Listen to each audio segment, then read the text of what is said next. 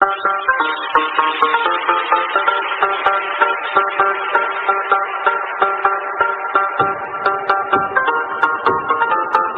Everyone, welcome to PK's chemistry. चलिए start करते हैं अपन जनरल ऑर्गेनिक केमिस्ट्री का अपना नेक्स्ट टॉपिक फंक्शनल ग्रुप। यहाँ हम कुछ स्पेशल फंक्शनल ग्रुप को डिस्कस करेंगे जो अपनी पूरी ऑर्गेनिक केमिस्ट्री में काम आएंगे। यहाँ मैं सिर्फ फंक्शनल ग्रुप और उनका कुछ बेसिक नाम बता रहा हूँ। यहाँ मैं उनका सफिक्स परफिक्स ये सब डिस्कस नहीं कर रहा हूँ। यहाँ सिर्फ अपन उनका सिर्फ नेमिंग देखेंगे, नॉर्मल नेमिंग देखेंगे। बाकी सफिक्स परफिक्स ये सब IUPAC naming, common naming, drive naming वहाँ पर अपन पढ़ते हैं सारी चीज़ें। यहाँ सिर्फ एक बेसिक आइडिया दे रहा हूँ ताकि अपने जो फर्दर टॉपिक्स हो वहाँ आपको दिक्कत नहीं हो कि इन फंक्शनल ग्रुप को अपन यूज़ में लेते हैं और ये इनका नाम होता है। तो चलिए स्टार्ट करते हैं। सबसे पहला फंक्शनल ग्रुप होता है हैलोजन ग्रुप, जिसको अपन X से रिप्रेजेंट करते हैं। यहाँ X फ्लोरीन हो सकता है, क्लोरीन हो सकता है, ब्रोमीन हो सकता है या आयोडीन हो सकता है, जिसके जनरली अगर अपन इस वैलेंसी पर अगर कोई एल्किल ग्रुप लगा दें तो बन जाता है एल्किल हैलाइड, जिसको अपन बोल सकते हैं एल्किल हैलाइड या फिर हेलो एल्केन भी। नेक्स्ट बात करूँ OH ग्रुप की। OH ग्रुप पे यहाँ पर एक वैलेंसी है और उस पर अगर अपन एल्किल ग्रुप लगा दें तो फॉर्मूला बन जाता है ROH, इसी को अपन बोलते हैं एल्कोहल भी। ठीक है।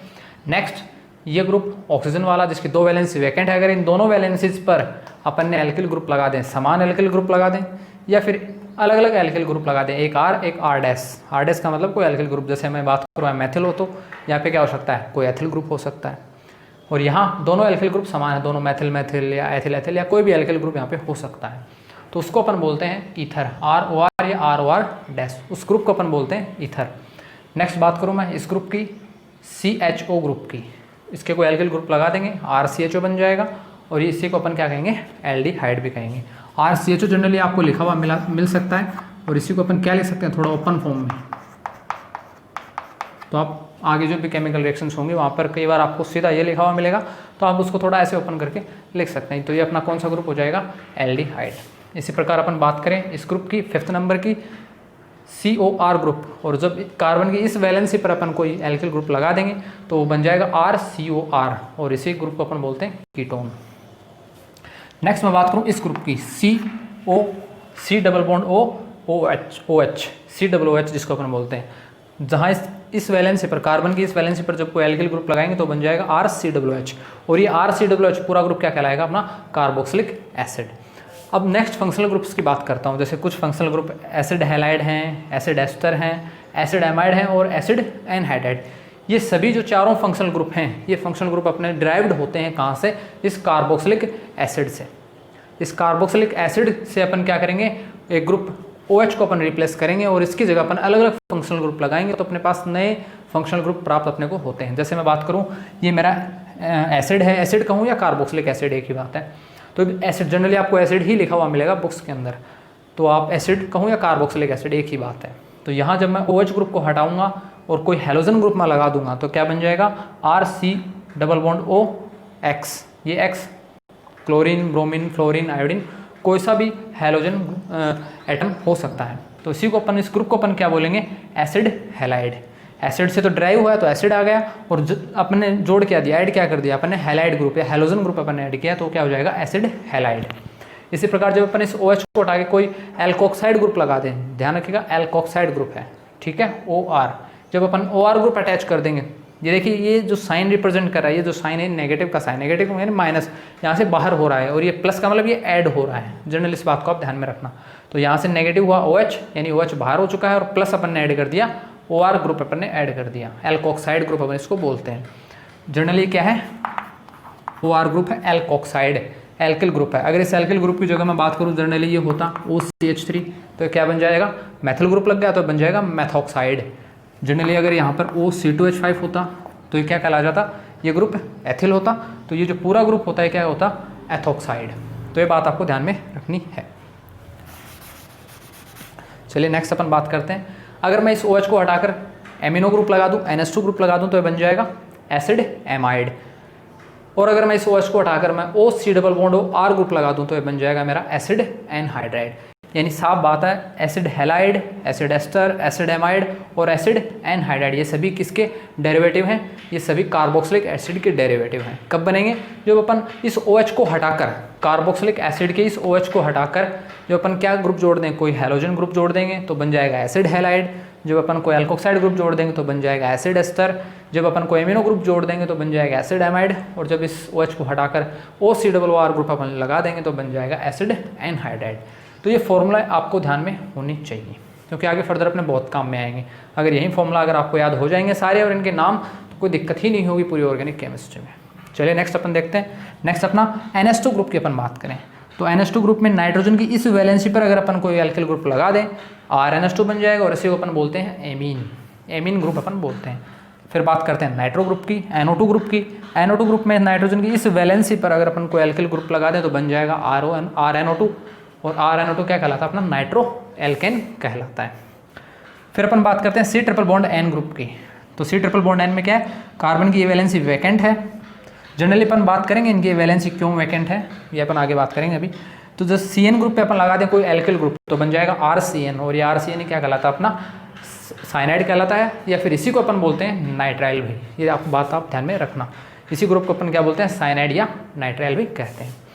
लेकिन इसी को जस्ट रिवर्स कर दें, नाइट्रोजन की जगह अपन कोई अगर एल्किल ग्रुप लगा दें, यानी ग्रुप है NC, और यहाँ पर अपन नाइट्रोजन की जगह अपन ने कोई एल्किल ग्रुप लगा दिया तो बन जाएगा RNC, और ये RNC ग्रुप पे क्या कहलाता है, आइसो नाइट्राइल ग्रुप कहलाता है, या फिर इसी को अपन क्या बोल सकते हैं, आइसो साइनाइड। देखिए साइनाइड बोला या फिर नाइट्राइल बोला अपन ने इस ग्रुप को, तो यहाँ जस्ट अपोजिट हुआ है, NC आ चुका है, नाइट्रोजन से जुड़ चुका है एल्किल ग्रुप, तो अब अपन इसको बोलेंगे साइनाइड की जगह हो जाएगा आइसो साइनाइड, और या फिर इसको बोल सकते हो नाइट्राइल की जगह आइसो नाइट्राइल अपन लिख लेना, आप ये मेंशन कर लेना। और जब देखिए ये ग्रुप हो, जब सल्फर की दो वैलेंसी वैकेंट हो और दोनों वैलेंसीज पर अपन लगा दें दो एल्किल ग्रुप, तब बन जाता है वो थायो ईथर। जैसे ऑक्सीजन पे था ना, यहाँ पर जैसे इस ऑक्सीजन पे था दो वैलेंसी वैकेंट थी, वैसे ही क्या है ऑक्सीजन के नीचे तो आता है सल्फर, तो एज इट इज़ जब ये ईथर कहलाता है, ये ग्रुप ईथर कहलाता है, तो ये जो ग्रुप हो जाएगा ये क्या कहला जाएगा, ये अपना थायो ईथर कहलाएगा। तो ये कुछ इंपॉर्टेंट फंक्शनल ग्रुप थे जो अभी आपको याद कर लेने हैं, इनके स्ट्रक्चर्स और इनके नेमिंग्स। ठीक है, अब अपन बात करते हैं वैलेंसी वैकेंट का। देखिएगा जनरली ये हैलोजन है और हैलोजन सिर्फ एक वैलेंसी शो करता है, इसी वजह से इस फ्लोरीन के सिर्फ मैंने एक वैलेंसी वैकेंट कर रखी है, इस क्लोरीन के भी एक वैलेंसी वैकेंट, इस ब्रोमीन के भी एक, इस आयोडीन के भी एक ही वैलेंसी मैंने क्या कर रखी है, वैकेंट कर रखी है, और इस वैकेंट वैलेंसी में मैंने जोड़ दिया कोई एल्किल ग्रुप, हो गई हैलोजन की एक वैलेंसी कंप्लीट। हैलोजन एक ही वैलेंसी शो करते हैं हैलोजन ग्रुप्स। बात करता हूँ मैं इसकी, इस हाइड्रोक्सी ग्रुप की।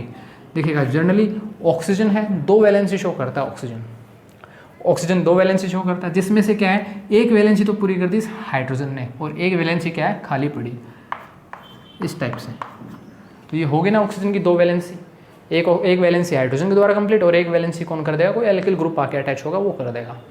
इसी प्रकार यहाँ पे देखिए जाता हूँ साफ ही है कि ऑक्सीजन की दो वैलेंसी होती हैं, दोनों ही वैलेंसी वैकेंट पड़ी है और दोनों ही वैलेंसीज पर अपन एल्किल ग्रुप्स ऐड कर देते हैं। इसकी बात करें कार्बन कितनी वैलेंसी शो करता है, कार्बन 4 वैलेंसी जनरली शो करता है, लेकिन यहाँ क्या है एक वैलेंसी कंप्लीट, दूसरी कंप्लीट, तीसरी कंप्लीट, लेकिन फोर्थ वैलेंसी क्या है मेरी वैकेंट पड़ी है, तभी तो इसको ऐसा लिखा है अपन ने, क्योंकि जो फोर्थ वैलेंसी वैकेंट है उस वैकेंट वैलेंसी पर क्या हो जाएगा कोई भी एल्किल ग्रुप आके ऐड होगा और तब ये ग्रुप कहला जाएगा मेरा एल्डिहाइड ग्रुप। इसी प्रकार यहाँ पर भी कार्बन की 3 ही वैलेंसी कंप्लीट है, फोर्थ वैलेंसी वैकेंट है और इस वैकेंट वैलेंसी पर क्या हो जाएगा कोई एल्किल ग्रुप आके ऐड होगा तो ये बन जाएगा कीटोन। यहाँ पर भी सेम एज इट इज चीज़ है। यहाँ पर बात करते हैं, देखिएगा यहाँ पर क्या है, नाइट्रोजन जनरली कितनी वैलेंसी शो करता है, अपन ने पढ़ा है नाइट्रोजन 3 वैलेंसी शो करता है। तो नाइट्रोजन जब 3 वैलेंसी शो करता है तो देखिएगा यहाँ पर क्या है 2 वैलेंसी तो 2 हाइड्रोजन कंप्लीट कर रहे हैं इस टाइप से, और एक वैलेंसी मेरी क्या है खाली पड़ी है। तो इस खाली वैकेंसी पर जब कोई एल्किल ग्रुप ऐड होगा तो ये एमीन ग्रुप कहलाएगा। आई बात समझ में। इसी प्रकार बात करते हैं अपन नाइट्रो ग्रुप की। नाइट्रो में भी क्या है जनरली 3 वैलेंसी शो करता है नाइट्रोजन, या नाइट्रोजन के पास वैकेंट ऑर्बिटल्स पड़ी है तो नाइट्रोजन 5 वैलेंसी भी शो कर देता है कभी कभी। ठीक है, तो ऐसे आप यहाँ पर भी देख सकते हो नाइट्रोजन क्या है वैलेंसी शोज कर रहा है। साइनाइड में कार्बन की वैलेंसी कितनी होती है 4 होती है, 3 वैलेंसी यहाँ कंप्लीट, एक वैलेंसी खाली, और इस खाली वैलेंसी पे जब कोई एल्किल ग्रुप जुड़ता है तो कहलाता है साइनाइड या नाइट्राइल। इसी प्रकार अपन बात करें यहाँ की, तो यहाँ नाइट्रोजन क्या है वही वैलेंसी 1, 2 और तीसरी वैलेंसी पर कोई एल्किल ग्रुप आके जुड़ जाएगा। अब आप कहेंगे कि सर ये भी तो वैलेंसी में आता है। जी नहीं, ये वैलेंसी में नहीं आता है, ये कोई single bond, double bond, triple bonds नहीं है, ये एक कोऑर्डिनेशन बॉन्ड है। ये एक कोऑर्डिनेशन बॉन्ड है, इलेक्ट्रॉन्स की शेयरिंग होती है। जनरल इनऑर्गेनिक केमिस्ट्री जब अपन पढ़ेंगे तब आपको सिखाऊंगा मैं चीज़, ये क्या है कोऑर्डिनेशन बॉन्ड है। कोऑर्डिनेशन बॉन्ड में जनरली एक ही एटम दूसरे एटम को अपने इलेक्ट्रॉन शेयर करता है।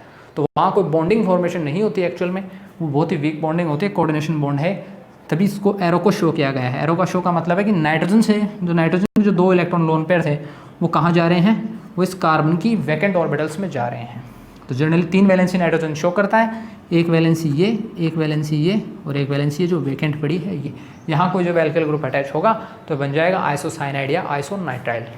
ऐसे ही थायोईथर जब ऑक्सीजन 2 वैलेंसी शो करता है, इंपॉर्टेंट बात है, कोई भी ग्रुप के एलिमेंट है, सॉरी जो कोई भी ग्रुप के एलिमेंट्स है, तो वो जैसे मैं बात करूँ ऑक्सीजन है, सल्फर है, तो जितनी ऑक्सीजन शो करेगा उतनी ही उसके नीचे के जितने भी एलिमेंट हैं वो शो करेंगे वैलेंसी। कार्बन 4 शो कर रहा है तो उसके नीचे जितने भी एलिमेंट्स आएंगे सारे वही वैलेंसी शो करेंगे। नाइट्रोजन 3 करे 5 करे तो उसके ग्रुप के जो नीचे जितने भी एलिमेंट होंगे सारे उतनी ही वैलेंसी शो करते हैं। ये बात आपको ध्यान में रखनी है।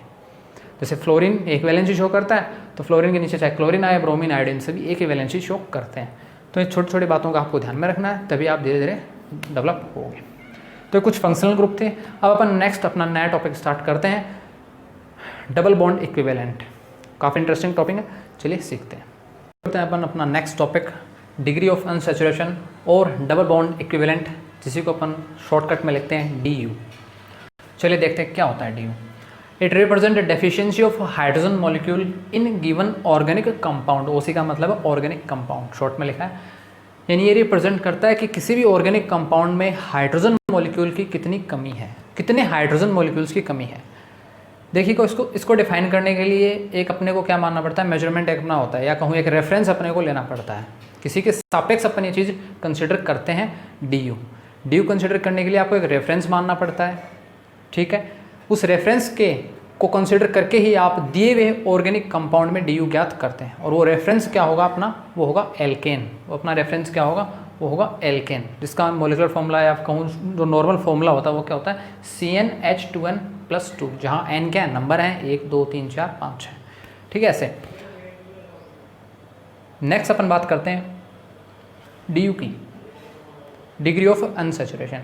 इसका जो फॉर्मूला होता है डेल्टा NH/2। डेल्टा का मतलब यहाँ होता है डिफरेंस, ठीक है। डेल्टा मतलब क्या, चेंज या डिफरेंस, किसमें, NH का मतलब है नंबर ऑफ हाइड्रोजन्स, N का मतलब नंबर, H का मतलब हाइड्रोजन। तो डेल्टा रिप्रेजेंट करता है change in number of hydrogens.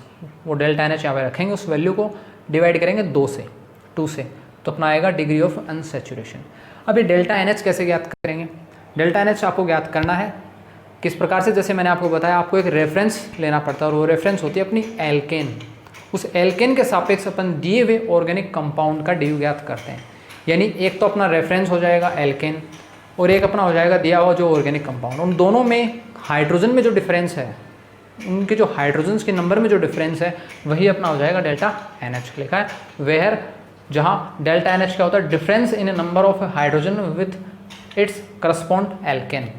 उस दिए हुए जो अपना ऑर्गेनिक कंपाउंड होता है उसके करस्पॉन्ड क्या एल्केन होगी, उस एल्केन और जो दिया ऑर्गेनिक कंपाउंड है उसमें जो हाइड्रोजन्स होंगे, दोनों का जो डिफरेंस होगा वही डेल्टा NH होगा। ये समझ नहीं आया है तो डोंट वरी, अपन अभी एग्जांपल करेंगे तब आपको आराम से समझ में आ जाएगा कि डेल्टा NH कैसे अपन डिफाइन करते हैं। चलिए यहाँ 4 केस अपन मेजरली पढ़ते हैं। पहला केस अपन पढ़ रहे हैं, व्हेन ओनली हाइड्रोकार्बन प्रेजेंट। जब सिर्फ जो आपको ऑर्गेनिक कंपाउंड दिया हुआ है उसमें सिर्फ हाइड्रोकार्बन मतलब कार्बन और सिर्फ हाइड्रोजन वहाँ प्रेजेंट हो। पहला एग्जाम्पल आपको दिया है C4H8। अब ये अपना ऑर्गेनिक कंपाउंड है और इसके लिए अपने को ज्ञात करना है DU। चलिए ज्ञात करते हैं। ये मैंने लिखा DU और DU का ये होगा फॉर्मूला डेल्टा NH/2। अब बात आती है डेल्टा NH अपन कैसे ज्ञात करें। डेल्टा NH ज्ञात करने के लिए अपन क्या करेंगे, सबसे पहले अपने को डिफरेंस चाहिए। सबसे पहले आपको क्या चेक करना है, आपको इस कंपाउंड को देखना है। इस कंपाउंड में उसके बाद आपको देखना है इसमें कार्बन कितने हैं। कार्बन है 4, यानी N = कितना होगा, यहाँ से N = हो जाएगा 4। इस N = 4 के करस्पॉन्ड आप एक एल्केन बनाइए। एल्केन कैसे बनाओगे, इस फॉर्मूले की सहायता से। यहाँ आप N की जगह 4 रखिए तो क्या आएगा, यहाँ N की जगह 4 रखोगे तो आ जाएगा, N की जगह 4 रखोगे तो C4, और जब यहाँ 4 रखोगे तो 4 दूनी 8 और 2 ऐड होंगे तो 10, तो ये बन जाएगा C4H10। एक्चुअल में जो इस कार्बन की इन संख्या के बेस पर जो अपन ने एल्केन निकाली है वो एल्केन C4H10 होगी। लेकिन अपने को दिया हुआ ऑर्गेनिक कंपाउंड क्या है, C4H8। अब ये जो एल्केन है ये हो गई अपनी रेफरेंस और ये हो गया अपना ऑर्गेनिक कंपाउंड। अब इन दोनों में से अपन क्या कर लेंगे, हाइड्रोजन का डिफरेंस चेक कर लेंगे। तो यहाँ आप देख रहे हो इस एल्केन में हाइड्रोजन की संख्या है 10, नंबर 10 है, जबकि यहाँ हाइड्रोजन कितने हैं 8। तो डिफरेंस कितना हो जाएगा 10 - 8 डिवाइड बाई 2 और यहाँ से वैल्यू क्या आ जाएगी, यहाँ से डी आ जाएगा आपका 1। डिग्री ऑफ अनसैचुरेशन हो जाएगी वो हो जाएगी 1। तो सबसे पहले आपको क्या करना है, आपको जो भी ऑर्गेनिक कंपाउंड दिया उसमें कार्बन देखिए कितने हैं, 3 4 5 जितने भी हैं चेक कर लीजिए। यहाँ कार्बन अपने पास 4 थे, उस 4 कार्बन के करस्पॉन्ड अपन एक एल्केन बना ली, वो एल्केन बनाई अपने इस मॉलिक्यूलर फॉर्मूला की सहायता से, ठीक है। वो अपने फॉर्मूला की सहायता से अपने एक एल्केन बना ली। अब ये अपना एल्केन हो गया रेफरेंस। यहाँ हाइड्रोजन देखना कितने हैं, यहाँ 10 हाइड्रोजन है, और जो अपना ऑर्गेनिक कंपाउंड है उसमें आप देखना हाइड्रोजन कितने हैं, दोनों का डिफरेंस कर देना, अपना आ जाएगा डेल्टा NH। यहाँ 10 हाइड्रोजन थे, यहाँ 8 थे, डिफरेंस किया 2 आया, 2 में 2 का अपने डिवाइड किया तो आ जाएगा 1, तो अपना हो गया DU1। ये तो पहला एग्जाम्पल था। नेक्स्ट और देखिए आप आगे, नेक्स्ट अपन बात करते हैं C7H8 की। तो यहाँ भी अपन DU कैसे कंसिडर करेंगे, वही फॉर्मूला अपन लिखेंगे डेल्टा NH/2। यहाँ कार्बन 7 है, 7 कार्बन के करस्पॉन्ड एल्केन क्या बनेगी, 7 कार्बन मतलब N=7, इसके करस्पॉन्ड एल्केन क्या बन जाएगी अपनी, जब आप इस फॉर्मूले में N की जगह 7 रखोगे तो क्या फॉर्मूला बनेगा, C7 और H, 7 यहाँ रखोगे तो 7 को मल्टीप्लाई करेंगे 2 से तो 14 और 2 और ऐड करेंगे तो आ जाएगा 16। ये अपनी एल्केन आ गई। ये अपना क्या होगा, एक रेफरेंस हो गया। इसी के सापेक्ष अपन क्या करेंगे, यहाँ से अपन DU निकालेंगे इस ऑर्गेनिक कंपाउंड का। यहाँ हाइड्रोजन कितने थे 16 और यहाँ हाइड्रोजन अपने कितने हैं 8 है, तो डिफरेंस कितना हो गया 16 - 8 डिवाइड बाई 2 और ये कितना हो जाएगा 8 डिवाइड 2 और ये आ जाएगा 4। तो ईजिली आप क्या कर सकते हो, इस ऑर्गेनिक कंपाउंड का DU निकाल सकते हो। कैसे, जब आप इसके कार्बन की संख्या को कंसिडर करके अपन एक करस्पॉन्ड एल्केन बनाएंगे, उस एल्केन में जितने हाइड्रोजन हैं और जो अपना ऑर्गेनिक कंपाउंड जो अपने को दिया था उन दोनों के हाइड्रोजन्स को अपन क्या कर देंगे, सब्सट्रैक्ट करके अपन क्या करेंगे 2 का अपन डिवाइड कर देंगे। ये बात है। नेक्स्ट जो अपना एग्जाम्पल है ये आप खुद से कर लेना, बेहद ही ईजी एग्जाम्पल है। सिर्फ आपको क्या करना है, N की वैल्यू अपने यहाँ से 5 हो जाएगी और उस 5 को अपन कहाँ पुट कर देंगे, यहाँ से एक अपने पास एक एल्केन आएगी और उस एल्केन को अपन क्या कर देंगे, इसके सापेक्ष देख लेंगे कि कितने हाइड्रोजन का डिफरेंस आ रहा है, उसको 2 से डिवाइड कर देंगे तो अपना क्या आ जाएगा, इस ऑर्गेनिक कंपाउंड या इस हाइड्रोकार्बन के लिए अपना आ जाएगा DU, ईजी से, ठीक है। ये कब है, जब आपको सिर्फ क्या दिया हो, सिर्फ हाइड्रोकार्बन प्रेजेंट हो, सिर्फ हाइड्रोकार्बन, कार्बन और हाइड्रोजन प्रेजेंट हो। अब अपन बात करते हैं अगर यहाँ और कुछ भी एलिमेंट्स प्रेजेंट हो और कोई ग्रुप प्रेजेंट हो तब क्या होगा। सेकंड केस अपन ले रहे हैं व्हेन मोनोवेलेंट, देखिएगा व्हेन मोनोवेलेंट एटम प्रेजेंट, जब एकल संयोजी क्या प्रेजेंट हो अपने पास, कोई एटम प्रेजेंट हो, एकल संयोजी जैसे अपन ने पीछे देखा है, कोई भी अपना हैलोजन ग्रुप अगर प्रेजेंट हो, ठीक है, तब उसकी बात की गई है, क्योंकि हैलोजन ही क्या है, मोनोवेलेंट होते हैं, ठीक है। अपन ने पीछे भी डिस्कस किया है जो अपन ने फंक्शनल ग्रुप पढ़े वहाँ पे। When monovalent atom present in compound, यानी आपको जो दिया हुआ ऑर्गेनिक कंपाउंड है उसमें मोनोवेलेंट कोई एटम्स प्रेजेंट हों, then it consider as hydrogen, तब उस मोनोवेलेंट एटम को हाइड्रोजन की तरह ही कंसिडर करना है, उसको हाइड्रोजन मान के चलना है, कोई डाउट नहीं होगा फिर आपको, उसको सिर्फ हाइड्रोजन मान लो आप, कोई दिक्कत नहीं है, क्योंकि हाइड्रोजन भी क्या होता है अपना मोनोवेलेंट होता है, ठीक है। जैसे हैलोजन ग्रुप मोनोवेलेंट होते हैं वैसे हाइड्रोजन भी तो अपना मोनोवेलेंट होता है, तभी अपन दोनों को क्या करते हैं एक ही कैटेगरी में मानते हैं। तो अगर सिंपली आपको हाइड्रोकार्बन दिया है तब तो आप DU आसानी से निकाल सकते हो, लेकिन अगर कंपाउंड में आपको मोनोवेलेंट एटम भी प्रेजेंट है तो आप क्या करोगे, उसको भी हाइड्रोजन की तरह कंसिडर करेंगे और एज इट इज़ जैसे ये फॉर्मूला लगा के अपन ने DU निकाला, एज इट इज़ वैसे ही अपन सॉर्ट आउट कर देंगे। चलिए इस एग्जाम्पल के लिए अपन देखते हैं, यहाँ C6H6Cl6। अब इतना अगर पार्ट होता, अगर इतना पार्ट होता तब तो अपन बोल देते हैं हाइड्रोकार्बन नॉर्मली, ठीक है, लेकिन अब यहाँ पे सिर्फ क्या है, क्लोरीन में प्रेजेंट आ गया, तो ये क्या थोड़े सब्सटेंट्स बन चुके हैं, प्रतिस्थापित बन चुके हैं, वो सब अपन आगे बात करेंगे। चलिए देखते हैं यहाँ कंपाउंड अपने पास C6H6Cl6, तो क्या करेंगे अपन, इसमें DU निकालेंगे। DU कैसे देखते हैं, डेल्टा NH डिवाइड बाई 2। सबसे पहले क्या करना आपको, वही कार्बन चेक करने हैं, कार्बन कितने हैं, 6 कार्बन है, इस 6 कार्बन के करस्पॉन्ड आप बनाइए एक एल्केन, एल्केन वही फॉर्मूला है, N की जगह 6 पुट कीजिए तो वहाँ बन जाएगा C6 और हाइड्रोजन कितने हो जाएंगे 14 हाइड्रोजन हो जाएंगे। ठीक है, अब यहाँ चेक करते हैं। अब यहाँ पर आपको ये नहीं देखना कि यहाँ हाइड्रोजन 14 है और यहाँ हाइड्रोजन 6 हैं और अपन ने उसको माइनस कर दिया और 2 से डिवाइड कर दिया, वो गलत हो जाएगा, क्योंकि यहाँ सिर्फ हाइड्रोजन ही प्रेजेंट नहीं है, यहाँ मोनोवेलेंट एटम्स भी प्रेजेंट है, हैलोजन्स भी प्रेजेंट है साथ में। तो यहाँ इन हैलोजन्स को भी कंसिडर करना है as a hydrogen, consider as a hydrogen. तो यहाँ एक्चुअल में कहूँ तो हाइड्रोजन कितने हो गए हैं, अब यहाँ हाइड्रोजन 6 नहीं बल्कि 6 और 6 12 हो चुके हैं। और अपने पास एल्केन में हाइड्रोजन है 14, तो यहाँ अपन क्या बोल सकते हैं 14 माइनस 12 डिवाइड बाई 2, ये बन जाएगा 1 इजी वे में। ठीक है, ऐसे आप यहाँ पर देख सकते हो। यहाँ अपन क्या करेंगे, यहाँ अगर आप देखोगे तो इस कंपाउंड में तो कोई हाइड्रोजन ही नहीं है और अपने को इसका DU निकालना है। लेकिन डोंट वरी, मैंने आपको बताया अगर मोनोवेलेंट एटम्स प्रेजेंट हो तो उनको कंसिडर कीजिए एज ए हाइड्रोजन, चाहे मॉलिक्यूल में और हाइड्रोजन हो या नहीं हो, लेकिन उनको आप हाइड्रोजन ही मानिए। ठीक है, तो यहाँ अगर अपन देखें तो इसका DU निकालने के लिए क्या करेंगे अपन, वही फॉर्मूला दोबारा रखेंगे, delta NH divide by 2। Carbon कितने अपने पास, 2 कार्बन है, 2 कार्बन के करस्पॉन्ड अपनी एल्केन कितनी हो जाएगी, क्या एल्केन का फॉर्मूला आएगा, वहाँ जब कार्बन N की जगह 2 रखेंगे तो आ जाएगा C2, और हाइड्रोजन में 2N + 2 में जब N = 2 रखेंगे तो क्या आ जाएगा 6 C2H6। अब आप देखिए यहाँ हाइड्रोजन तो नहीं दिए हुए, लेकिन यहाँ मोनोवेलेंट एटम्स हैं, कितने हैं, एक फ्लोरीन है, एक क्लोरीन है, एक ब्रोमीन है, एक आयोडीन है, 4 मोनोवेलेंट एटम है। तो यानी इसको भी अपन एक हाइड्रोजन की तरह कंसिडर करेंगे, फ्लोरीन को भी, क्लोरीन को भी एक हाइड्रोजन की तरह कंसिडर, ब्रोमीन भी एक हाइड्रोजन और आयोडीन भी एक हाइड्रोजन कंसिडर करेंगे। तो यहाँ टोटल कितने हाइड्रोजन हो गए, 1 2 3 4, टोटल अपने पास 4 हाइड्रोजन हो चुके हैं। यहाँ 4 हाइड्रोजन हैं, यहाँ अपने पास करस्पॉन्ड एल्केन में जो हाइड्रोजन है वो कितने हैं, 6 हैं। तो इनको जब अपन माइनस करेंगे तो कितना आएगा 6 - 4 डिवाइड बाई 2 और यहाँ से आ जाएगा 1। तो इस कंपाउंड के लिए भी अपना DU आएगा 1 आएगा।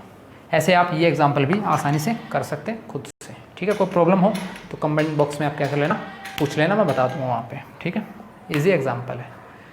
अब अपन बढ़ते हैं अपने केस नंबर 3 की ओर, जहाँ अगर आपके पास बाईवेलेंट एटम्स प्रेजेंट हो, ऐसे केस 4 आएगा जब ट्राईवेलेंट एटम कोई प्रेजेंट हो। बाईवेलेंट मतलब कोई ऑक्सीजन हो, कोई सल्फर हो, ऐसा कोई एटम अगर प्रेजेंट हो हाइड्रोकार्बन्स में, तब कैसे DU निकालेंगे। और अगर ऐसे ही अपन अगर कोई देखेंगे कोई ट्राईवेलेंट एटम्स प्रेजेंट हो, जैसे नाइट्रोजन हो, कोई फॉस्फोरस हो, तब अपन कैसे कंसिडर करेंगे वो भी अपन डिस्कस करेंगे। लेट्स सी, शुरू करते हैं केस 3। केस 3 में अपने पास when bivalent atom present in given organic compound then ignore them. अगर अपने पास ऑर्गेनिक कंपाउंड जो अपने को दिया हुआ है उसमें अगर बाईवेलेंट एटम प्रेजेंट है, यानी ऑक्सीजन, सल्फर या उस ग्रुप में जितने भी एलिमेंट्स आते हैं वो बाईवेलेंट एटम्स अगर प्रेजेंट हैं, तब अपन उस दिए हुए ऑर्गेनिक कंपाउंड्स को क्या कर देते हैं, उन बाईवेलेंट एटम्स को इग्नोर कर देते हैं, उनकी तरफ ध्यान ही नहीं देना अपने को। जैसे बात करूँ इस कंपाउंड की, यहाँ C3H4O2 है। अब आप समझ गए होंगे इतना पार्ट तो अपना हाइड्रोकार्बन है, लेकिन यहाँ कुछ 2 ऑक्सीजन्स भी ऐड हैं और ऑक्सीजन अपने बाईवेलेंट होती है। यानी अपने को अगर DU निकालना है यहाँ से, तो उस DU में अपन क्या करेंगे, अपन उस DU में इन ऑक्सीजन को कंसिडर ही नहीं करेंगे। यानी मैन अपना ध्यान कहाँ रहेगा, इस हाइड्रोजन्स पर। तो एज इट इज़ जो पीछे अपने प्रोसेस की वही करनी है, इन ऑक्सीजन की तरफ अपने को ध्यान ही नहीं देना है। ठीक है, तो अपन क्या करेंगे, फिर से वही काम, N अपना क्या आ गया 3, कार्बन चेक करने आपको दिए हुए ऑर्गेनिक कंपाउंड में 3 है, और इन 3 के नंबर ऑफ N = 3 के करस्पॉन्ड जो अपनी एल्केन होगी उसका फॉर्मूला क्या बनेगा C3H8। वहाँ पे आप 3 रख लेना, उस फॉर्मूले में अपना बन जाएगा C3H8। तो इस एल्केन में हाइड्रोजन 8 है और यहाँ हाइड्रोजन कितने हैं 4, क्योंकि इन ऑक्सीजन का तो अपने को कोई रोल कंसिडर नहीं करना है डबल बॉन्ड इक्विवेलेंट निकालने में या कहूँ डिग्री ऑफ अनसैचुरेशन निकालने में। तो यहाँ से अपन क्या लिख सकते हैं ईजिली, यहाँ 8 हाइड्रोजन है और दिए हुए ऑर्गेनिक कंपाउंड में अपने पास हाइड्रोजन है 4, तो ये क्या हो जाएगा 8 - 4 डिवाइड बाई 2 और ये बन जाएगा 2। ठीक है, इजीली अपन निकाल सकते हैं। ऐसे आप क्या करोगे, इस कंपाउंड की अपन बात करें, यहाँ क्या है अपने पास, साथ साथ में आप नोट्स बनाते चलना। यहाँ क्या है देखेंगे अपन, कार्बन अपने पास 6 हैं तो N = 6, और यहाँ अपन क्या करेंगे, इससे करस्पॉन्ड एल्केन कितनी आ जाएगी C6H14 इसी वे में। ठीक है, लेकिन अब यहाँ पर बात आई DU की, नंबर ऑफ हाइड्रोजन्स का डिफरेंस कैसे निकालेंगे। अपन हाइड्रोजन्स को कंसिडर करते हैं, बिल्कुल करते हैं अपन हाइड्रोजन को कंसिडर। ऑक्सीजन को अपन कंसिडर क्या करते हैं, नहीं करते हैं। लेकिन क्लोरीन अपना क्या है, मोनोवेलेंट एटम है, तो इसको तो अपन कंसिडर करेंगे एज ए हाइड्रोजन, अपने रूल सेकंड अपने देखा है। तो यानी अपने पास दी हुई एल्केन में जो अपने जो एल्केन बनाई है उस एल्केन में अपने पास आए हैं 14 हाइड्रोजन, और यहाँ हाइड्रोजन कितने हैं 4 ये और 2 ये, क्योंकि इन क्लोरीन को भी अपन हाइड्रोजन की ऐसे कंसिडर करेंगे क्योंकि ये क्लोरीन क्या है मोनोवैलेंट है। तो अपन क्या कह सकते हैं, यहाँ से जो DU अपन निकालेंगे उसमें हाइड्रोजन का डिफरेंस कितना आ जाएगा 14 हाइड्रोजन यहाँ से और यहाँ से 6 हाइड्रोजन यहाँ से,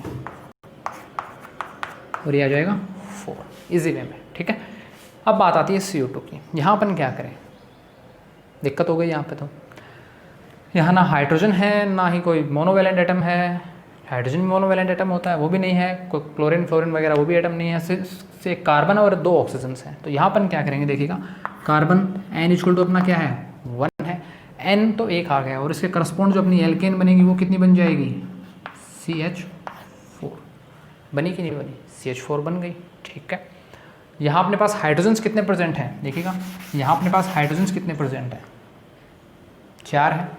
यहाँ कितने हाइड्रोजन हैं, कोई हाइड्रोजन नहीं, ना कोई मोनोवैलेंट एटम, यहाँ सिर्फ ऑक्सीजन प्रेजेंट है और ऑक्सीजन को अपने को कंसिडर नहीं करना है। तो इसलिए अपना जो DU निकलेगा यहाँ से वो DU कितना हो जाएगा, यहाँ मेथेन बन चुका था, मेथेन में हाइड्रोजन कितने हैं 4 हैं, और इन 4 के करस्पॉन्ड हाइड्रोजन 4 हैं, और यहाँ कोई हाइड्रोजन नहीं है तो 4 - 0/2, और यहाँ से DU कितना आ जाएगा 2 DU आ जाएगा कार्बन डाइऑक्साइड के लिए। ठीक है, तो इस प्रकार से अपना एक केस 3 है। अब बात करते हैं केस 4 की, एक लास्ट केस जो अपना DU निकालने का है। When trivalent atom present then, अगर अपने पास ऑर्गेनिक कंपाउंड में कोई ट्राइवैलेंट त्रिसंयोजी एटम्स प्रेजेंट है, जैसे बात करूँ नाइट्रोजन की या फॉस्फोरस की, तो ऐसे कोई एटम्स अगर प्रेजेंट हैं, ट्राइवैलेंट एटम्स अगर प्रेजेंट हैं, then it decrease number of hydrogen by 1। तो इनकी जो प्रेजेंस होगी वो हाइड्रोजन की संख्या को 1 से घटा देती है, वो हाइड्रोजन की संख्या को 1 से घटा देती है। अगर उस ऑर्गेनिक कंपाउंड में एक ट्राइवैलेंट एटम है तो वो वहाँ एक हाइड्रोजन को घटा देता है। अगर सपोज कीजिए, अगर जैसे मैं बात करूँ यहाँ एक बार एक सपोज करने से एग्जांपल में एक नाइट्रोजन प्रेजेंट है, ठीक है, तो अगर यहाँ अपन टोटल हाइड्रोजन काउंट करेंगे तो अपने को दिख रहे हैं 9 हाइड्रोजन है, लेकिन एक्चुअल में 9 नहीं, यहाँ 8 ही हाइड्रोजन कंसिडर होंगे जब अपन DU निकालेंगे। क्यों, क्योंकि यहाँ एक ट्राइवैलेंट एटम प्रेजेंट है। अगर ये संख्या में 1 है तो ये यहाँ से एक हाइड्रोजन को घटा देगा, अगर इनकी संख्या 2 होती तो ये यहाँ से 2 हाइड्रोजन को घटा देता। तो ये चीज़ों को आपको ध्यान में रखना है। चलिए एग्जाम्पल करते हैं, एज इट इज़ वही बात, कार्बन अपने को 3 दी हुई है, कार्बन 3 दी हुई है, तो यहाँ से अपन क्या करेंगे, इसके करस्पॉन्ड एल्केन निकालेंगे तो वो कितनी आ जाएगी C3H8, रख लेना उस फॉर्मूले में, अपनी एल्केन आ जाएगी। अब अपने पास निकालते हैं अपने इसका DU कैसे कंसिडर करेंगे, यहाँ हाइड्रोजन 8 है, लेकिन आप देखोगे यहाँ तो हाइड्रोजन 9 आ गए, तो क्या अपन ये लिखेंगे at -9/2, नहीं, अपन ऐसा नहीं लिखेंगे।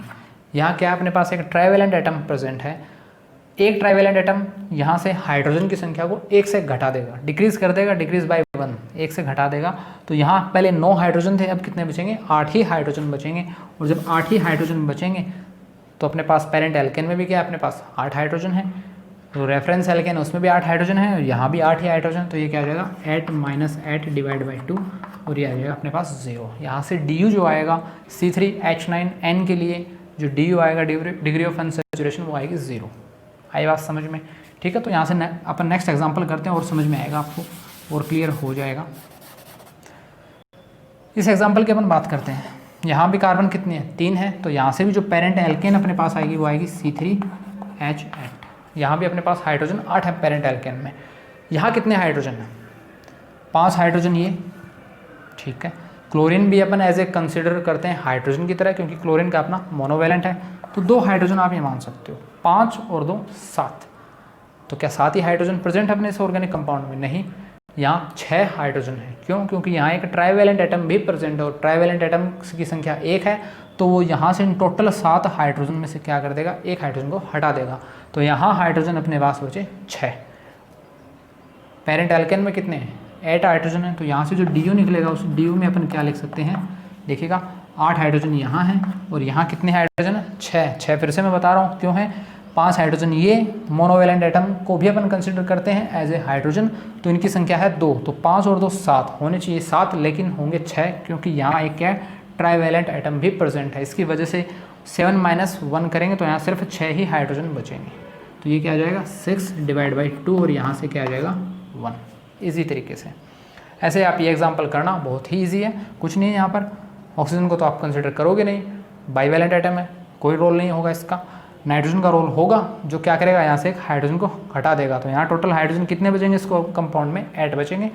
तो आप 7 के करस्पॉन्डिंग पहले एल्केन बना लेना, उस एल्केन में कितने हाइड्रोजन है वो कंसिडर करना, और उनको अपन यहाँ से अपन माइनस करके डिवाइड कर देंगे 2 से, तो अपना क्या आ जाएगा, डिग्री ऑफ अनसैचुरेशन।